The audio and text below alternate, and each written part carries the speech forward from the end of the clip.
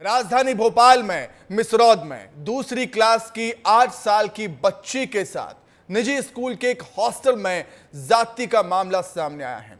बच्ची को दाल चावल में कुछ नशीला पदार्थ खिलाया गया, जिससे वो बेसुध हो गई। होश आया तो एक शख्स उसके साथ गलत काम कर रहा था, जबकि एक और शख्स पास में ही खड़ा था। घटना 4 से 5 दिन पुरानी बताई जा रही है। बच्ची 15 दिन पहले ही हॉस्टल में आई थी। मंगलवार रात पुलिस ने 3 लोगों के खिलाफ ज्यादती का मामला दर्ज कर दिया है। इसमें हॉस्टल की वार्डन भी शामिल है।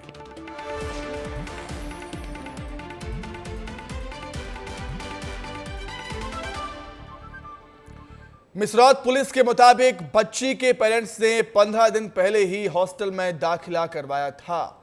बच्ची के पिता बिजनेसमैन हैं और मां हाउसवाइफ। बच्ची की मां ने बताया कि पिछले रविवार को वो बच्ची को हॉस्टल से बाहर घुमाने लाई थी। हर रविवार को ही परिजन बच्चों से मिल सकते हैं। इस रविवार को बच्ची से फोन पर बात की तो वो रोने लगी। वीडियो कॉल पर बोली उसे ब्लीडिंग हुई है। इसके बाद पूरा मामला सामने आ गया, उजागर हो गया। 8 साल की मासूम ने मां से कहा, दाढ़ी वाले अंकल ने गलत काम किया। मेरी बच्ची ने मुझे ऐसा जैसा बताया कि बच्ची भी मेरी बेहोश हो गई। उसके बाद में फिर बच्ची को जब होश आया तो बच्ची सुबह अपने पलंग पे सो रही थी। बच्ची जब सुबह अपने पलंग पे सो रही थी तो बच्ची ने फिर वहाँ की वार्डन से बोला कि मेरे पेट में पेन हो रही है और मुझे प्राइवेट पार्ट पे पेन हो रही है। तो उन लोगों ने बच्ची को नहलाया धुलाया। बच्ची की ब्लड हो रही थी, कपड़े ब्लड में हो रहे थे, वो भी उन लोगों ने वॉश किए। और बच्ची ने बोला कि मुझे मम्मा से बात करनी है। उन लोगों ने मम्मा से बात बोले आप स्कूल जाओ, वहाँ से आओ, उसके बाद हम मम्मा से बात कराएंगे। बच्ची को स्कूल भेजा, बच्ची को डराया, बच्ची को बोला कि आप कुछ भी नहीं बताओगे कि स्कूल में किसी को भी, यदि आप बताओगे तो हम आपकी मम्मा से बात नहीं कराएंगे। बच्ची स्कूल से जब होके आई, बच्ची ने अगेंस्टली कहा कि मेरी मम्मा से बात कराओ। उन लोगों ने कहा नहीं, हम संडे के पहले आपकी बात नहीं करा सकते। और क्योंकि मैं यहाँ थी, मैं जब संडे को जब मैंने कॉल किया स्कूल में तो उनने मुझे कहा बच्ची से भी बात नहीं हो पाएगी, सो रही है बच्ची। जब मैंने दोबारा कॉल किया तब पीछे से आवाज़ आई कि 2 मिनट से ज़्यादा बात मत करना। मेरी बच्ची फ़ोन पे रो पड़ी और फ़ोन कट हो गई। जब मैंने दोबारा वीडियो कॉल करी तो बच्ची ने बताना चाहा कि मम्मा मुझे ब्लीडिंग, ऐसा कुछ 2 वर्ड बोला और उनने फ़ोन कट करके मोबाइल स्विच ऑफ कर लिया। मैंने बच्ची से पूछा बेटा वो अंकल को आप पहचान लोगे? तो बोले हाँ मम्मा, मैंने उस अंकल का चेहरा देखा है, उसको मैं पहचान लूँगी। जो अंकल ने मेरे साथ ऐसा किया है दूसरी तरफ, वो अंकल को मैं पहचान लूँगी। मैंने कहा मैं उस आदमी को जेल भिजवाऊंगी, फांसी चढ़वाऊंगी, कुछ भी हो जाए, मैं किसी को माफ़ करने वाली नहीं हूँ। अभी गिरफ्तार नहीं किया और मुझे पूरा डाउट है कि उसको भगाया जाएगा, देखिएगा।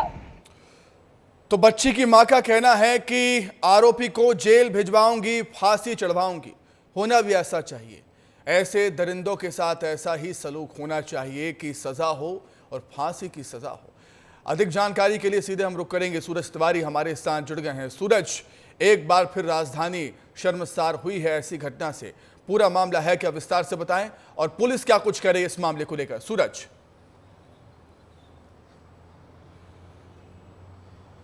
जी देखिए सुमित, निश्चित तौर पर एक बार फिर से राजधानी भोपाल शर्मसार हुई है इस मामले के सामने आने के बाद। जिस तरह से पूरा मामला है कि एक बच्ची जो 8 साल की थी, ज्ञान गंगा स्कूल की दूसरी कक्षा में पढ़ती थी और उसी स्कूल के हॉस्टल में रहती थी, उसके साथ दरिंदगी की गई। दरिंदगी भी ऐसी नहीं, ऐसी दरिंदगी कि उसे नशीला पदार्थ दिया गया खाने मिलाकर, उसे नशीला पदार्थ देकर उसे बेहोश किया गया और बेहोश करने के बाद उसके साथ पूरी दरिंदगी की गई। जो दरिंदे हैं उनकी तलाश की जा रही है। पुलिस ने भी आनाकानी की है इस पूरे मामले पे। पुलिस के पास जो परिजन है, यानी बच्ची की जो मां है, एफआईआर कराने के लिए आई, लेकिन एफआईआर शुरू में नहीं कर रहे थे। फिर एफआईआर की है। जिस जगह पे मैं मौजूद हूं सुमित, यही थाना है, मिसरौद थाना है, और इसी थाने के अंतर्गत ज्ञान गंगा वो स्कूल आती है जो यहाँ की नामी स्कूल है, एक बड़ी स्कूल है। उसी थाने उसी स्कूल के हॉस्टल के अंदर बच्ची के साथ दरिंदगी की गई। और 4-5 दिन पहले की ये पूरी घटना है। जिस तरह से बच्ची की मां ने बताया कि बच्ची रो रही थी और उसके प्राइवेट पार्ट से खून तक निकले हैं, यानी ब्लीडिंग हुई है, उसके पेट में सूजन था। जेपी अस्पताल ले जाया गया। जब जांच कराया गया तो डॉक्टरों ने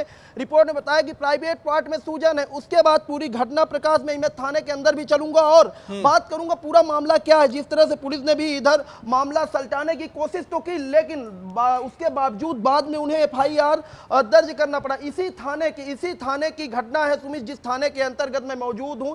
यही वो थाना है जो बच्ची बच्ची खुलकर जीना नहीं सीखी थी, उस बच्ची के साथ पूरी ये दरिंदगी की गई। हमारे साथ यहाँ के एसआई मौजूद है। सर, ये मामला सामने आया है, क्या कहेंगे, क्या मामला है, जरा बताइए।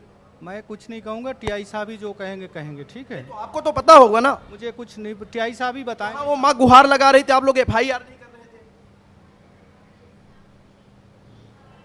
देखिए, ये थाने के अंदर मैं मौजूद हूँ, सुमित विस्तार न्यूज उसी थाने के अंदर मौजूद है और इसी थाने के अंदर खड़ा होकर तब तक बोलेगा जब तक उस बच्ची के जो आरोपी हैं उन्हें गिरफ्तार नहीं किया जाएगा। अभी तक बिल्कुल आरोपियों को सूरज, क्या गिरफ्तार आप नहीं किया जैसे गया। एसआई साहब कह रहे हैं कि लोग टीआई हैं, साहब ही कुछ कुछ बोलने बोल के लिए पाएंगे, कैमरे के सामने कुछ वहां बोलने के पर लिए मौजूद तैयार जो नहीं है। पुलिसकर्मी हैं वो जिस तरह बोल से रहे आप हैं कि तस्वीरें टीआई देख साहब ही रहे कुछ हैं, बोल इस पाएंगे। टीआई साहब थाने में मौजूद हैं क्या, और बताइए, पूछिए जरा कि टीआई साहब कब आएंगे, हम उनसे बात करनी है। जी देखिए, टीआई साहब जो हैं वो अभी थाने में सुमित मौजूद नहीं है और जो विवेचना अधिकारी श्वेता करके हैं वो भी थाने मौजूद नहीं है। बोल रहे हैं कुछ समय बाद आएंगे, जब भी वो आएंगे तब भी तो हम कैमरे में उनसे बात करेंगे, ऑन लाइव कैमरा बात करेंगे और जानेंगे कि आखिरकार पूरी घटना क्या थी और घटना अगर ऐसी थी सामने प्रकाश में आई तो एफआईआर क्यों नहीं दर्ज कर रहे थे। ऐसा कौन सा दबाव था, किस आदमी का दबाव था कि एक बच्ची के साथ इतना बड़ा मामला हो जाता है और एफआईआर दर्ज नहीं की जाती। उसकी मां यहाँ रो रही थी, बिलक रही थी और रो कर तस्वीरें आपको दिखाऊंगा कि किसी प्रकार से मीडिया से बातचीत करने के लिए तैयार नहीं है और लगातार घटना मालूम है उसके बावजूद भी बताने को तैयार नहीं है कि क्या घटना है। हालांकि जो विवेचना अधिकारी उनसे हम बातचीत करेंगे। सुमित देखिए, तस्वीरें देखिए, थाने के अंदर कई लोग मौजूद हैं लेकिन अभी यहाँ पर अभी टीआई साहब नहीं आए हैं और ये बोल रहे हैं कि जो टीआई साहब आएंगे तभी बातचीत करेंगे और विवेचना अधिकारी जो है वो आएंगी तब बातचीत करेंगे। लेकिन जिस तरह से पूरा मामला सामने आया सुमित, पूरा दबाव था कि एफआईआर दर्ज न की जाए, मामले को रफा दफा कर दी जाए। ये तो अच्छा था कि बच्ची के जो परिजन थे वो डटे रहे, अड़े रहे और पूरा मामला जो प्रकाश में सामने मीडिया के सामने आया तब एफआईआर दर्ज की गई। सुमित बिल्कुल सूरज, जिस तरीके से घटना सामने आई है और इसमें हम देख रहे हैं कि वार्डन की भी मिली भगत है, हॉस्टल वार्डन का भी नाम सामने आया है। पुलिस क्या उससे भी पूछताछ करेगी, उसको भी क्या गिरफ्तार कर दिया गया है, क्या कुछ जानकारी है वार्डन के लिए, वार्डन के बारे में? सुमित वही सवाल विस्तार न्यूज लगातार कर रहा है कि आखिरकार 3 लोगों पर एफआईआर की गई वार्डन समेत, लेकिन अभी तक गिरफ्तारी क्यों नहीं, कोई गिरफ्तारी अभी तक क्यों नहीं की गई और वो गिरफ्तारी होगी तो कब होगी, पुलिस इस पूरे मामले में क्या कर रही है। टीआई साहब आखिरकार अभी तक थाने नहीं आए हैं तो टीआई साहब कहाँ गए हैं, पूरे मामले को किस तरह से देखा जा रहा है, विवेचना अधिकारी कहाँ है। इतना बड़ा मामला सामने आया और लगभग 10 से 10:30 बज रहे हैं और थाने के अंदर मैं मौजूद हूँ, ना तो टीआई साहब है ना कहीं ना कहीं पुलिस प्रशासन की उदासीनता यहाँ पर नजर आती है। सूरज, बहुत धन्यवाद आपका जानकारी के लिए, तस्वीरें हम तक पहुंचाने के लिए।